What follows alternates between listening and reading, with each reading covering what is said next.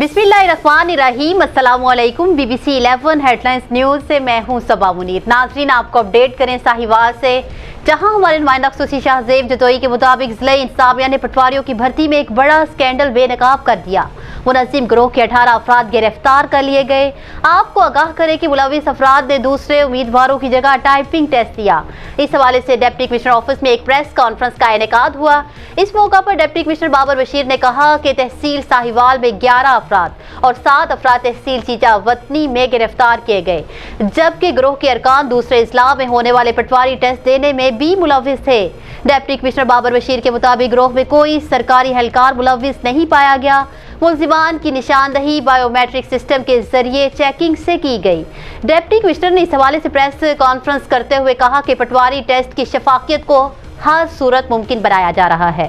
Deputy commissioner Babar Bashir ने बताया कि तहसील साहिवाल की 83 नशिस्तों के लिए 190 उम्मीदवार पास हुए, जबकि दूसरी जानिब असिस्टेंट कमिश्नर साहिवाल मियां सरमद हुसैन ने बताया कि तहसील चीचा वतनी की 60 नशिस्तों के लिए 68 उम्मीदवार पास हुए। और AC चीचा वतनी शाहिद नदीम राना ने कहा कि जंग का एक आदमी दूसरे इस्लाह में भी टाइपिंग टेस्ट दे चुका है। डिप्टी कमिश्नर ने बताया इस स्कैंडल को बेनकाब करने का मकसद दूसरे इस्लाह में जारी भर्ती के अमल को भी शफाफ बनाना है। और बाबर बशीर ने मजीद कहा कि माफिया को ज़हीन नौजवानों का हक नहीं मारने दिया जाएगा, जबकि असिस्टेंट कमिश्नर्स ने भर्ती का फुल प्रूफ निज़ाम विज़ा किया। न्यूज़ स्टूडियो से फिल वक्त इतना ही। मजीद तफसीलात और अपडेट्स के लिए देखते रहिए BBC 11 हेडलाइंस न्यूज़।